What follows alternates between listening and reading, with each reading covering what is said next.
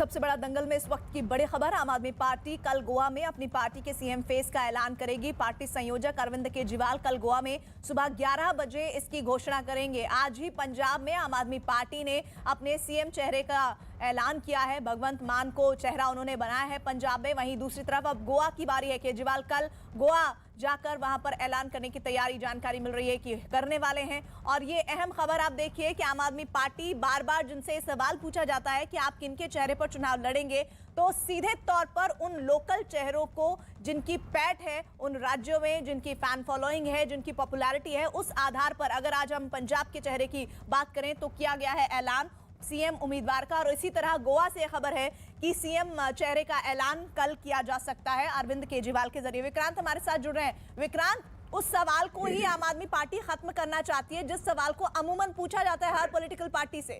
देखिए, बिल्कुल गोवा में भी आम आदमी पार्टी का मानना है कि वो पूरी मजबूती के साथ चुनाव लड़ रही है और सीएम फेस का कल ऐलान पार्टी के राष्ट्रीय संयोजक अरविंद केजरीवाल खुद गोवा में इसका ऐलान करेंगे। और पार्टी ने इसके लिए लंबी कवायद की थी, काफी सर्वे भी किया और उसके बाद उस नाम पर पहुंचे जिसका कल ऐलान किया जाएगा। आज मोहाली में भी पंजाब के लिए आम आदमी पार्टी ने अपने सीएम पद के चेहरे उम्मीदवार की घोषणा की है। और पार्टी को लग रहा है कि जनता को अगर एक बार अपने सीएम का चेहरा दिखाई देने लगता है तो फिर वो उस नाम पर भी पार्टी को वोट देती है और इसी रणनीति के तहत ये कल घोषणा की जा रही है। हालांकि एक हमने देखा है ट्रेंड आम आदमी पार्टी की तरफ से कि वो लोकल चेहरों को बहुत मौके दे रहे हैं। हालांकि भगवंत मान सिंह की तो एक अलग ही पैठ है पंजाब में और खास तौर पर आम आदमी पार्टी के एक जाने माने नेता के तौर पर वो देखे जाते हैं। ऐसे में गोवा में वो कौन से चेहरे हो सकते हैं जिन्हें प्राथमिकता दी जा सकती है? देखिए, पार्टी के स्थानीय नेता को ही वहां पर भी चेहरा बनाया जाएगा। और पंजाब को लेकर के भी आम आदमी पार्टी का शुरुआत से ये कहना था कि वो स्थानीय नेता को ही यहाँ पर अपना चेहरा बनाएंगे। और उसकी घोषणा अरविंद केजरीवाल ने काफी समय पहले ही कर दी थी, जब उन्होंने ये कहा था कि वो इस बार के चुनाव में पंजाब को एक मुख्यमंत्री का चेहरा देंगे। पार्टी घोषणा करेगी, वो सिख चेहरा होगा, वो लोकल चेहरा होगा, पंजाब का स्थानीय चेहरा होगा। और ठीक इसी तरह की बात गोवा के लिए भी है। गोवा में भी वहां के स्थानीय नेता को कल पार्टी अपना उम्मीदवार घोषित कर देगी। अभी हाल फिलहाल में ही हमने देखा मनोहर पर्रिकर के बेटे उत्पल पर्रिकर को उन्होंने पार्टी में जगह दी है। ऐसे में वो कुछ चुनिंदा नाम क्या हो सकते हैं विक्रांत, अगर हम देखें तो? अभी इस पर कयास लगाना थोड़ा जल्दबाजी होगा, क्योंकि पार्टी का ये कहना है कि ये फैसला हो गया है कि कल इसकी घोषणा की जाएगी और मुख्यमंत्री अरविंद केजरीवाल ही इसकी घोषणा करेंगे। हालांकि सही है बिल्कुल कि पर्रिकर साहब के बेटे के बारे में भी उन्होंने कहा था पिछली बार जब वो गोवा गए थे कि अगर वो उनकी पार्टी में जुड़ते हैं तो वो उनका स्वागत किया जाएगा। हालांकि बीजेपी पुरजोर कोशिश कर रही है इस मुद्दे को सुलझाने के लिए और पार्टी का केंद्रीय नेतृत्व भी इस मामले में उत्तर पर्रिकर से बातचीत कर रहा है। और गोवा के मुख्यमंत्री प्रमोद सावंत ने भी पिछले दिनों हमसे बात करते हुए कहा था कि इस मुद्दे को सुलझा लिया जाएगा। चलिए ठीक है, शुक्रिया। लगातार ये जो खबरें आम आदमी पार्टी से जुड़ी हुई आ रही हैं उसी सिलसिले को आगे हम बढ़ाते हैं और पंजाब की सियासत का रुख कर लेते हैं, जहां आम आदमी पार्टी ने आज अहम ऐलान किया है। पंजाब में आम आदमी पार्टी ने आखिरकार सीएम चेहरे का औपचारिक ऐलान किया है। पार्टी के संयोजक अरविंद केजरीवाल मोहाली पहुंचकर भगवंत मान के नाम का ऐलान उन्होंने किया। केजरीवाल ने बताया कि पब्लिक वोटिंग से इसका फैसला हुआ है। आम आदमी पार्टी ने सीएम कैंडिडेट चुनने के लिए मोबाइल नंबर जारी करके जनता की राय मांगी थी और केजरीवाल ने भगवंत मान के नाम का ऐलान करते हुए दावा किया कि मान को 93.3% वोट मिले। साथ ही उन्होंने ये भी दावा किया कि आम आदमी पार्टी के सर्वे में सिद्धू को भी 3.6% वोट मिले। प्रेस कॉन्फ्रेंस में केजरीवाल ने दूसरी पार्टियों पर निशाना भी साधा। वो बोले कि दूसरी पार्टियां अपने बेटे बहू या घर के आदमी को सीएम फेस बनाना चाहती थी, लेकिन आम आदमी पार्टी ने ऐसा नहीं किया है।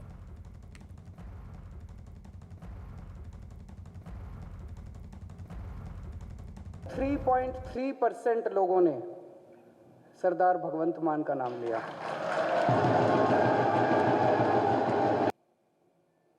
पंजाब के अगले सीएम और आम आदमी पार्टी का सीएम चेहरा औपचारिक रूप से सरदार भगवंत मान को डिक्लेयर करते हुए मुझे तो ये वो चेहरा। और इस वक्त देखिए थोड़ा भावुक भी भगवंत मान हो गए थे जब उनके नाम का औपचारिक ऐलान हुआ। हालांकि एक बात बहुत महत्वपूर्ण है, वो ये कि पंजाब में आम आदमी पार्टी के कई नेता शिफ्ट किए दूसरी पॉलिटिकल पार्टीज में, लेकिन भगवंत मान लगातार टिके रहे और कभी भी उनकी तरफ से ऐसा कोई बयान सामने नहीं आया। और अब आखिरकार उन्हें सीएम चेहरा बनाया गया है आम आदमी पार्टी की तरफ से। यानी कि अगर पंजाब में आम आदमी पार्टी की सरकार बनती है तो भगवंत मान चीफ मिनिस्टर होंगे। नाम का ऐलान होते ही भगवंत मान भावुक भी हुए। तस्वीरों में देखिए, उन्होंने स्टेज पर भांगड़ा भी किया। भगवंत मान इस समय पंजाब में आम आदमी पार्टी के सबसे बड़े नेता हैं। पेशे से कॉमेडियन भगवंत मान जट सिख समुदाय से आते हैं। पंजाब की राजनीति में जट सिख समुदाय 19% है। हालांकि ये पंजाब का सबसे बड़ा वोट बैंक नहीं है, लेकिन पंजाब की राजनीति में यह समुदाय ही सबसे ताकतवर माना जाता है।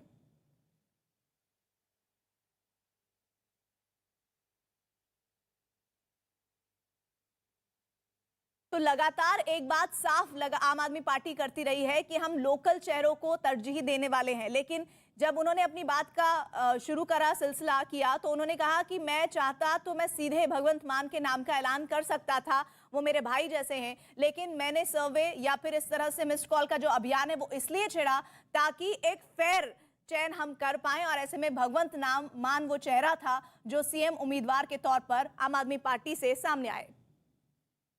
आज आम आदमी पार्टी ने ऐलान किया भगवंत मान का, क्योंकि पिछली बार आम आदमी पार्टी पहली बार चुनावी अखाड़े में उतरी थी लेकिन बिना सीएम पद के उम्मीदवार के घोषित किए। इस बार भगवंत जी आपको घोषित किया गया है पार्टी ने, अरविंद केजरीवाल ने। आखिर भगवंत मान में क्या वो सबसे बड़ी खूबी देखी कि आप पे दाव लगाया?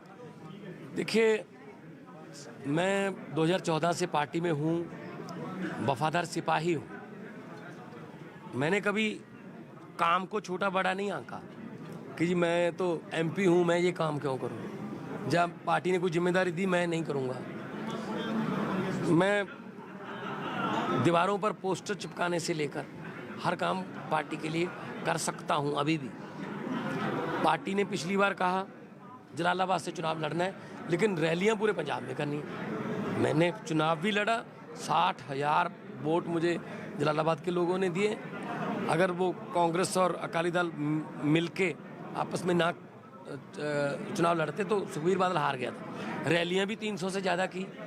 तो पार्लियामेंट में पार्टी की जिम्मेदारी और पंजाब की जिम्मेदारी दोनों निभा रहा हूँ। सबसे ज़्यादा वोकल एमपीज जो हैं, आप तो देखते रहते हैं, वहाँ मिलते रहते हैं, तो उनमें मेरा नाम आता है। तो शायद ये चीज़ पीएसी ने, अरविंद जी ने सोची, तो उसके बाद लोगों ने जो विश्वास जताया, 21 लाख से ज़्यादा लोगों ने वोटिंग किया, तो मेरा हौसला डबल हो गया है, लेकिन जिम्मेदारी भी डबल हो गई है। लेकिन आज आप भावुक भी बहुत नजर आ रहे थे जब वो फैसला अरविंद केजरीवाल जी मंच पर घोषणा कर रहे थे। आप बहुत भावुक थे उस समय, बहुत बड़ी जिम्मेदारी मिली है पार्टी की तरफ से। आम घरों से उठ के आए हैं, इसलिए सोचा नहीं था कि यहाँ तक पहुँच जाएंगे। ये आम आदमी पार्टी है जो ऐसा कर सकती है। दूसरी पार्टियों में तो भाई भतीजावाद, ये वो कोटे ही नहीं ख़त्म होते, ये उसका कोटा उसका कोटा। मैं आज ये कह सकता हूँ आपके चैनल के जरिए कि मैं किसी कोटे से नहीं हूँ, मैं पंजाब 3.25 करोड़ पंजाबियों के कोटे से हूँ। लोगों के कोटे से मुझे इस पद की जिम्मेदारी मिली है और निभाऊंगा, और जीतना है और उसके बाद काम करना है। जो वादे किए हैं लोगों के साथ वो पूरे करने हैं। पिछली बार आप जलालाबाद से लड़े थे, इस बार भी आपको चुनाव तो लड़ना पड़ेगा, क्योंकि अगर सीएम पद का उम्मीदवार बनाया है, पार्टी ने चेहरा बनाया है, तो सीट भी आपके लिए कोई देखी होगी पार्टी ने? 1-2 दिन में कर देंगे, 1-2 दिन में सीट भी अनाउंस कर देंगे, विधानसभा लड़ेंगे। भगवंत जी, आपके जो विरोधी हैं वो आप पर आरोप लगाते हैं कई तरह के। जो सबसे बड़ा आरोप वो आप पर बार बार लगाते हैं, हम संसद में भी देखते हैं, लगातार वो कहते हैं कि उनके साथ शराब की दिक्कत है। तो ये आरोप उन्होंने आज जब आपकी घोषणा की है तो और ज़्यादा आरोप लगाना उन्होंने शुरू किया। करते रहें, वो निकालते रहें नुक्स, बेसलेस बातें करते हैं। 2 बार मैं एमपी जीता और संसद में सबसे ज़्यादा, चाहे 10 बज जाए रात के, क्योंकि मेरी बारी लेट आती है, ये अकेला हूँ, किसी भी डिबेट में मुझे आखिरी सेकंड लास्ट या लास्ट ही होता हूँ, मैं बोल के जाता हूँ। एक दिन भी मैंने ऐसा नहीं किया कि मेरी कोई ऐसी कोई पर्सनल प्रॉब्लम की वजह से कोई मैंने दिन मिस कर दिया हो, या कोई विदेशों में बच्चों को बचा के लाना, उनकी कई बार लाशें भी मंगाते हैं, आधी रात को एयरपोर्ट पे जाते हैं। करने दो इनको जो करना है, लेकिन हमने पंजाब ठीक करना है बस। किसको आप मुख्य मुकाबले में इस बार देख रहे हैं? क्योंकि एक तरफ कांग्रेस है, बीजेपी ने गठबंधन कर लिया है, कैप्टन साहब के साथ नई पार्टी बनी है, अकाली दल पुरानी पार्टी यहाँ पर है ही, जो बसपा के साथ उनका गठबंधन है। किसके साथ आप अपना मुकाबला देख रहे हैं? हम तो गरीबी के साथ, महंगाई के साथ, बेरोजगारी के साथ, और ब्रेन ड्रेन जो हो रहा है और स्कूल अच्छे करने हैं और बिजली जो है पंजाब पैदा भी करता है और सबसे महंगी भी यहीं पे है। तो माफिया राज के साथ और एग्रीकल्चर बहुत बड़ी दिक्कत है, फायदे का धंधा बनाना है।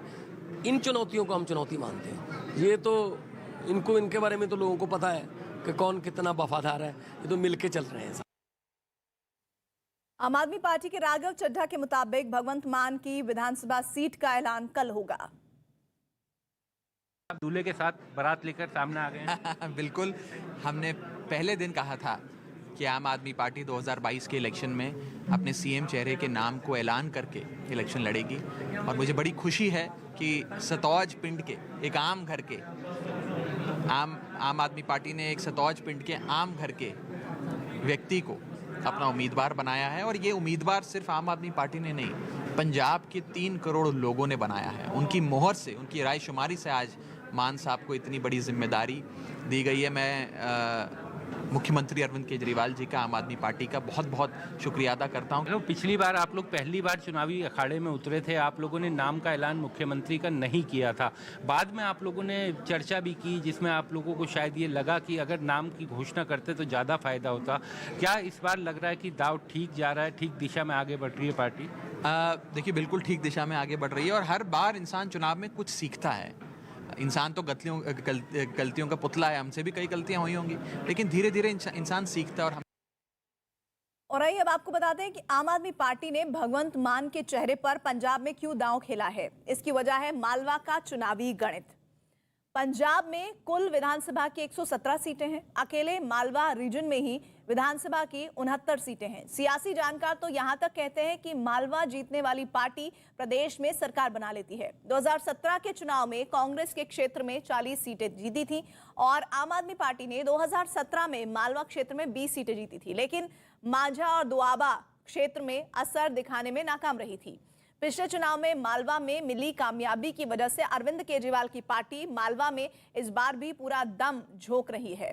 मालवा के अलावा मांझा और दोआब में भी अहम ये इलाके हैं और मांझा में 25 विधानसभा सीटें आती हैं तो दोआब में 23 विधानसभा सीटें आती हैं।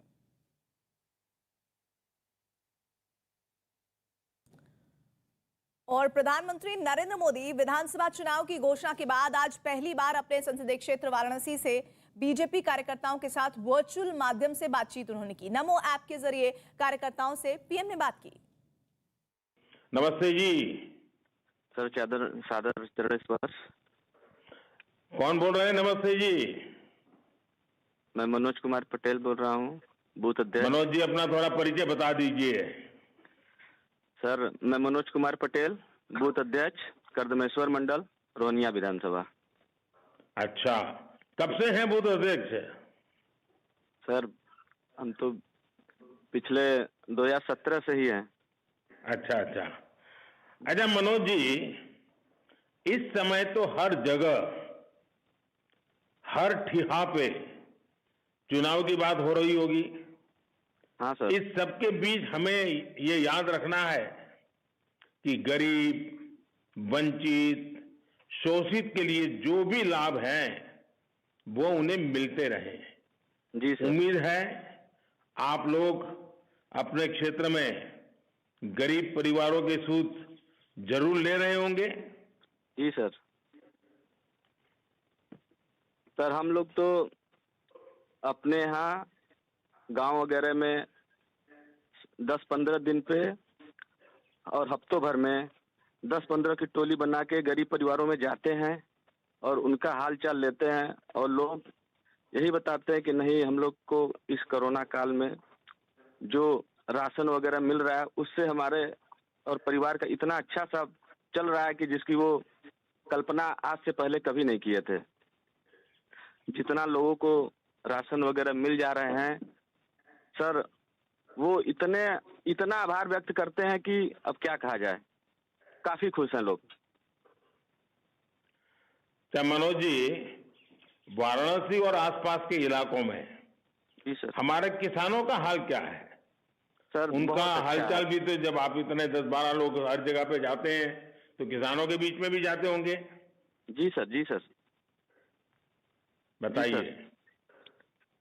सर, यहाँ पर बनारस में और पूर्वांचल में जो यहाँ पे किसानों को आपके प्रयासों से सब्जी, फल, फूल की आदि की जो खेती का बढ़ावा मिला है और सर राजा तालाब क्षेत्र में बने पेरिशेबल कार्बोनेट सेंटर, फल, फूल ऐसी उपज को स्टोरेज करके किसानों को आसानी हुई है पिछले दिनों। और जो बनारस में डेयरी सेंटर खोलने से लाखों किसान परिवारों को निश्चित रूप से बड़ा फायदा मिल रहा है सर। और अभी कुछ दिन पहले ही जो रामनगर में दूध प्लांट, बायोगैस से बिजली बनाने का प्लांट का निर्माण हुआ है, उससे भी किसानों को काफी लाभ मिल रहा है। और सर किसानों से जो केवल दूध से बल्कि गोबर की बिक्री भी कर रहे हैं, उससे भी काफी लाभ हो रहा है किसानों के यहाँ पे और काफी प्रसन्न है लोग। और सर अभी इस समय बहुत तेजी से चला है मत्स्य पालन। सर मछली पालन करके किसान यहाँ अच्छे खासे पैसा उससे कमा रहे हैं, इसलिए उनमें काफी प्रसन्नता भी हो रही है आपस में लोगों को। और इसके प्रति काफी जागरूक भी हैं लोग, पूरे क्षेत्र में काफी लोग कर रहे हैं इस चीज को, इसलिए वो काफी प्रसन्न है सर। मनोज जी, मुझे खुशी हुई कि आपको धरती की जानकारी है, आप सबसे निकट संपर्क में है, ये बिल्कुल साफ साफ आपकी बातों में से लगता है। मनोज जी, मैं आपको और भाजपा के लाखों कार्यकर्ताओं को बधाई देता हूं कि आप सभी इस महामारी में भी इस सेवा भाव से काम कर रहे हैं। सर हमारी सरकार ने किसानों के लिए बीज से बाजार तक की व्यवस्था बनाई है। जी सर। किसान रेल चलाना, नई डेयरी खोलना, जी सर, पशुओं का टीकाकरण अभियान जैसे अनेक काम किए हैं। पूरे देश में कृषि का इंफ्रास्ट्रक्चर भी जी उस दिशा में काफी आगे बढ़ रहा है। जी उसी प्रकार से आप सभी भाजपा कार्यकर्ता जी किसानों को इन सारे अवसरों के बारे में लगातार जागृत करते रहना चाहिए। जी किसान को एक बार बात बताने से बात बनती नहीं है, क्योंकि किसान जब तक कन्विंस नहीं होता और जब तक विश्वास उसका पैदा नहीं होता, कोई नई चीज वो स्वीकार नहीं करता है। जी सर। और विशेष तौर पर तो मैं चाहूंगा कि किसानों को प्राकृतिक खेती, नेचुरल फार्मिंग के बारे में जरूर बताएं। धरती माँ को बचाने के लिए, केमिकल मुक्त खेती करने के लिए, खेती का खर्च कम करने के लिए नेचुरल फार्मिंग को बढ़ावा देना बहुत आवश्यक है। जी मनोज जी, मुझे अच्छा लगा आपसे बात कर करके, बहुत बहुत धन्यवाद। और मैं आपको बधाई देता हूं कि आप बहुत छोटी छोटी जानकारियां भी रखते हैं। नमस्ते जी। नमस्कार। कौन बोल रहे हैं? आशुतोष शर्मा, बूथ अध्यक्ष बागेश्वरी मंडल से, उत्तरी विधानसभा। वाह वाह वाह। जरा आशुतोष, मुझे खुशी हुई आपसे बात करने का मौका मिला। जरा अपना परिचय बता दीजिए। जी, माननीय प्रधानमंत्री जी को मेरा प्रणाम। मैं आशुतोष शर्मा, मैं उत्तरी विधानसभा से हूँ, बागेश्वरी मंडल का बूथ अध्यक्ष हूँ। अच्छा आशुतोष जी, कैसे है? आपके तो नाम में ही महादेव है। ए बार कितना ठंड पड़ल हुए बनारस में? प्रधानमंत्री जी, मैं बिल्कुल ठीक हूँ। ठंड में 3-4 दिन से बहुत ज्यादा हो गई है। हम लोगों ने सोचा था कि अब खिचड़ी के बाद ठंड कम हो जाएगी, पर इस बार तो ठंड बढ़ गई है। देखिए, ठंडक तो रहेगी और अब तो मौसम भी बदलता रहता है, लेकिन ये बताइए चुनाव की गर्मी कैसी है? चुनाव गर्मी तो है, लेकिन एक जोड़ी सब पे भारी, मोदी जी योगी जी की जोड़ी। और जैसे ही आपका नाम आता है, गरीब हो या मध्यम वर्ग जय जयकार करने लगता है। बनारस के लिए जितना आपने किया उतना तो पिछले 2-2.5 साल में नहीं हुआ। कल हमको एक बुजुर्ग मिले थे जो कह रहे थे उन्होंने अपने जीवन में अच्छे सरकार देखी है, लेकिन ऐसी सरकार नहीं आई जिसने बनारस का इतना ध्यान रखा हो। हम तो मानते हैं कि हम सभी महादेव की बड़ी कृपा रही है कि आप बनारस आए और हम सबके सांसद बने। महादेव जी की कृपा रही कि मुझे बनारस के साथ जुड़ने का सौभाग्य मिला। मुझे बनारस में जन्म लेने का सौभाग्य तो नहीं मिला, लेकिन जीवन का कुछ समय बनारस के साथ जुड़ने का मौका मिला। ये मेरा सौभाग्य, और बनारस वालों ने जो प्यार दिया है, जो आशीर्वाद दिए हैं, वो तो बिल्कुल अभूतपूर्व है। अच्छा आशुतोष जी, ये तो आप सब लोगों का स्नेह है। अच्छा ये बताइए, पहले जब भी बनारस की बात होती थी तो जाम लग जाना, ट्रैफिक की समस्या, ऐसा ही सुनते रहते थे। फिर मैं कुछ कोशिश भी कर रहा था। अब क्या स्थिति है? अब जाम की शिकायत आती है, नहीं आती है, क्या आता है? प्रधानमंत्री जी, पहली बार काशी में इतनी अच्छी सड़कें दिखाई दे रही हैं। रिंग रोड का काम हुआ है, बहादुर वाली सड़क भी बहुत अच्छी बनी है। पहले तो काशी में जाम की वजह से हम लोग अपने घर से 1-2 घंटे पहले निकलते थे। 4 पहिया बाहर निकालने में भी लोग डरते थे। कोई सामान 8-10 घंटे ले जाने में घंटों का समय लगता था। आपके सांसद बनने के बाद कितने ही रेल ओवरब्रिज बने हैं, कितने ही फ्लाईओवर बने हैं। इसमें शहर के लोगों की जाम से काफी राहत मिली है। देखिए आशुतोष जी, अच्छी कनेक्टिविटी जिस भी क्षेत्र में होती है वहीं पर विकास भी पहुंचता है। बनारस को लेकर पहले दिन से मेरा प्रयास रहा है कि हाँ, विरासत भी मजबूत हो और विकास भी तेज गति से हो। हाँ, अब जब बनारस में इतनी सड़कें बन रही हैं, पुल बन रही हैं, तो मेरा एक आग्रह आप लोगों से है, भारतीय जनता पार्टी के कर्मठ कार्यकर्ताओं से है, तो आशुतोष जी आग्रह करूं? जी जी जी। देखिए, आप कोशिश करें, लोगों से आग्रह करें कि वे शहर के भीतर अपनी गाड़ियां ठीक से पार्क करें। जी, आपको पता ही होगा, गौधौलिया पर एक मल्टी लेवल पार्किंग बनवाई गई है। अब तो काफी अच्छा उसको लोग उपयोग भी कर रहे हैं। जी। ट्रैफिक के नियमों का जितना ज्यादा पालन होगा, उतना ही समस्या का समाधान होगा। और इधर पंजाब से बड़ी खबर, पंजाब में अवैध बालू खनन के मामले में चरणजीत सिंह चन्नी के करीबी रिश्तेदार के घर पर ईडी की रेड हुई है। अवैध रेत खनन पर ईडी ने पंजाब में बड़ी कार्रवाई की है। मुख्यमंत्री चरणजीत चन्नी के करीबी रिश्तेदार समेत कुल 12 जगहों पर छापेमारी हुई है। पिछले कुछ दिनों से पंजाब के राजनेताओं के बीच अवैध रेत खनन बड़ा मुद्दा बना हुआ है और इसी के संबंध में सीएम चन्नी के करीबियों के यहाँ जानकारी मिल रही है कि छापे पड़े हैं और ये लगभग 1 दर्जन के करीब ऐसी छापेमारी हुई है जिसको आगे ईडी के जरिए बढ़ाया जा रहा है। तो इस वक्त की बड़ी खबर वो ये कि पंजाब में चुनाव और फिर किस तरह से ईडी के छापे। हालांकि लगातार कांग्रेस इस तरह की छापेमारी पर अमूमन एक जैसा ही बयान देती है कि ये बदले की कार्रवाई के तहत की जा रही है कार्रवाई, लेकिन इस वक्त ईडी के छापेमारी अभियान जारी है। अवैध रेत खनन मामले में छापेमारी हो रही है। पंजाब के मुख्यमंत्री चन्नी ने कहा कि ईडी दबाव बनाने की कोशिश कर रही है। मंत्री, मुख्यमंत्री समेत हर कांग्रेस कार्यकर्ता पर दबाव बनाया जा रहा है।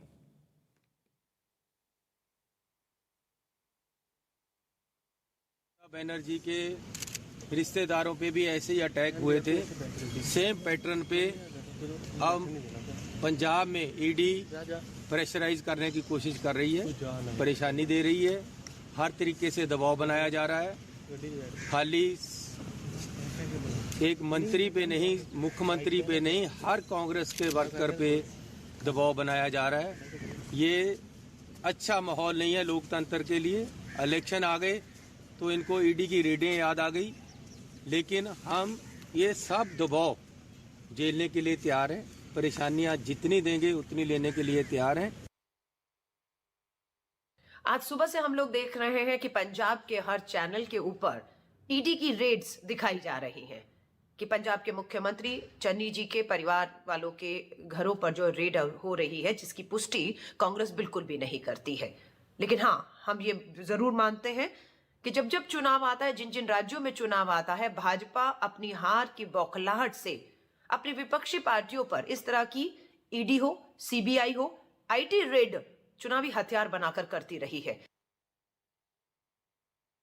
इस करके ਜਦੋਂ ਤੁਸੀਂ ਰੇਟ ਦੀ ਪ੍ਰਾਈਸ ਫਿਕਸ ਕਰੋਗੇ ਔਰ ਮੈਂ ਪਾਲਿਸੀ ਲੈ ਕੇ ਆਇਆ ਸੀ, ਉਸੇ ਦਿਨ ਵੋਲਿਊਮ ਵੱਧ ਜਾਏਗਾ ਔਰ ਰੇਤਾ ਇੱਕ ਰੇਟ ਦੇ ਉੱਤੇ ਵਿਕ ਜਾਏਗਾ। लेकिन जब तक ठेकेदारी सिस्टम है ਤੁਸੀਂ ਜਿੰਨਾ ਮਰਜ਼ੀ ਜ਼ੋਰ ਲਾ ਲਓ, ਜਿਹਨੇ ਠੇਕਾ ਲੈ ਲਿਆ ਉਹ ਕਹੇਗਾ ਤੁਹਾਡੇ ਪਿਓ ਦਾ ਰਾਜ ਹੈ, ਮੈਂ ਜਿਹੜੇ ਮੈਂ ਰੇਟ ਤੇ ਵੇਚਣੀ ਹੈ ਮੈਂ ਵੇਚਾਂਗਾ। ਇਸੇ ਕਰਕੇ ਰੇਤਾ 3,500 ਨੂੰ ਵੀ ਵਿਕਦਾ, 4,500 ਨੂੰ ਵੀ ਵਿਕਦਾ। ਗੱਲ ਨੂੰ ਸਮਝ ਲਓ। ਇਸ ਕਰਕੇ ਪ੍ਰਾਈਸ ਫਿਕਸ ਰੇਤੇ ਦੀ ਕਾਰਪੋਰੇਸ਼ਨ ਸਟਾਕਯਾਰਡ ਚੋਂ ਅੱਡ ਰੰਗ ਦਾ ਟਰੱਕ ਕੱਢੂਗਾ ਤੇ ਆਨਲਾਈਨ ਪੇਮੈਂਟ ਜਿਹੜੀ ਹੋਣੀ ਹੈ। और आज फिर इलेक्शन डिपार्टमेंट ईडी के माध्यम से ये आक्रमण सरदार चरणजीत सिंह चन्नी पर नहीं, ये हमला पंजाबियत पर है, पंजाबियों पर है 3 करोड़। ये पंजाबियों और पंजाबियत की अणख को, उनके स्वाभिमान को भारतीय जनता पार्टी चुनौती दे रही है। और हर बार जब उस पर हमला बोला गया है तो पंजाब के लोगों ने करारा जवाब दिया है। अवैध रेत खनन मामले में ईडी की रेड पर अरविंद केजरीवाल ने इसे पार्टी के रुख की जीत बताया है। कहा है कि मुख्यमंत्री का पूरा परिवार रेत की चोरी में शामिल है। साथ ही आरोप लगाया कि चन्नी की कैबिनेट में कई रेत माफिया बैठे हैं। की बात है कि मुख्यमंत्री के रिश्तेदार सैंड माफिया रेता चोरी के अंदर उनके ऊपर रेड हो रही है। राघव चड्ढा जी ने भी चन्नी साहब के उनके अपने हलके में दिखाया था कि किस तरह से वहाँ पे रेता चोरी हो रही थी। उसको उजागर करने के बावजूद सीएम ने, चन्नी साहब ने उस पर कोई एक्शन नहीं लिया, उल्टे उसको जस्टिफाई करने की कोशिश की। तो साफ जाहिर है कि वो और उनका परिवार जो है वो रेता माफिया में शामिल हैं। और जो मुख्यमंत्री और जो परिवार, जिनका पूरा परिवार रेता चोरी में शामिल होगा, उनसे पंजाब के भविष्य की क्या अपेक्षा की जा सकती है। वहीं बीजेपी ने कहा कि कानून अपना काम कर रहा है, रेत के खेल में कौन कौन शामिल है जनता को पता होना चाहिए। कानून अपना काम कर रहा है, सच सामने आना चाहिए। कौन रेत माफिया के साथ जुड़ा है, कौन रेत माफिया को पाल रहा है, किसके कहने पे रेत माफिया काम कर रहा है।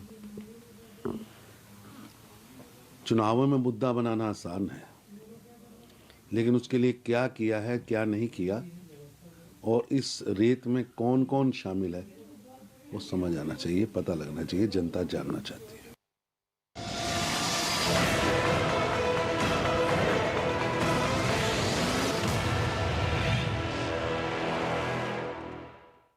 इत्तेहाद मिल्लत काउंसिल के अध्यक्ष मौलाना तौकीर रजा के विधानसभा चुनाव में कांग्रेस को समर्थन देने के ऐलान पर सियासत तेज है। इसी बीच तौकीर रजा के साथ प्रियंका गांधी की तस्वीर सामने आई है और इस तस्वीर के सामने आने के बाद बीजेपी ने निशाना साधा है। खबरों के मुताबिक मौलाना तौकीर रजा खान की कांग्रेस महासचिव प्रियंका गांधी से मुलाकात हुई थी और इसी मुलाकात के बाद उन्होंने कांग्रेस को समर्थन देने का ऐलान किया है। बीजेपी सवाल कर रही है कि समाज को बांटने वाले तौकीर रजा के साथ कांग्रेस क्यों खड़ी नजर आ रही है। हिंदुओं को धमकी देने वालों के तौकीर रजा के साथ कांग्रेस क्यों है। तो मौलाना तौकीर रजा खान है जिन्होंने सीएए के समय कहा था हम तो अल्लाह वाले हैं, हम तो अल्लाह वाले हैं, हम चाहेंगे तो खून की नदियां बहा देंगे।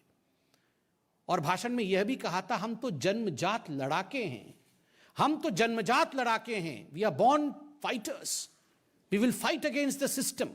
अगर हम चाहें तो हम खून की नदियां बहा देंगे, हम अल्लाह वाले हैं। इस प्रकार की बदजुबानी करने वालों के साथ प्रियंका वाड्रा खड़ी होती है और ना केवल खड़ी होती है, उनके समर्थन के लिए गुहार करती हैं और आखिरकार उनको समर्थन मिलता भी है। कल आश्चर्य हुआ जब एक औपचारिक फॉर्मल प्रेस कॉन्फ्रेंस में, जिसमें कांग्रेस के अध्यक्ष उत्तर प्रदेश के अजय लल्लू जी मौजूद थे, उनकी मौजूदगी में मौलाना तौकीर रजा खान, जो कि इत्तेहाद ए मिल्लत नामक पॉलिटिकल पार्टी को हेड करते हैं, उन्होंने कांग्रेस पार्टी को अपना समर्थन घोषित किया। और अभी भी हमने देखा कुछ मिनटों पहले कांग्रेस पार्टी के ऑफिशियल ट्विटर हैंडल ने प्रियंका वाड्रा जी के साथ मौलाना तौकीर रजा खान के तस्वीर को ट्वीट करते हुए लिखा है कि बीते दिनों आला हजरत बरेली शरीफ के मौलाना तौकीर रजा खान साहिब की कांग्रेस महासचिव श्रीमती प्रियंका वाड्रा जी से मुलाकात हुई और समर्थन देने की बात उन्होंने कही है। तो ये कांग्रेस पार्टी ने ऑफिशियली ट्वीट भी किया है और तौकीर रजा खान के समर्थन के विषय में कल प्रेस कॉन्फ्रेंस भी देखा।